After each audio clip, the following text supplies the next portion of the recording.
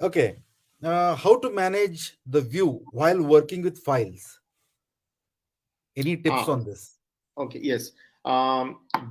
This is a very important question, and lot of material is not available. Though I think I'll just give one example.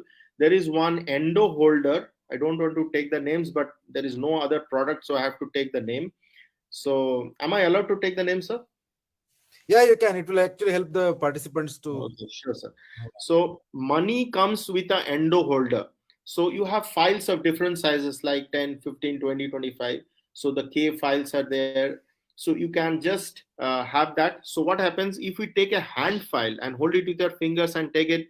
So it will block the vision under a microscope. Even under a loop also it will block the vision. So to keep away our fingers will actually enable us to see where the file is exactly working. So in that case, endo holder is a very good like tool. So you can have that. It is a off angle thing, so you can easily, it is like a dg probe, more flexible variety. So you can easily look at the canals and do the job, even take working length also with that, so it helps. Great. Uh, Similar question.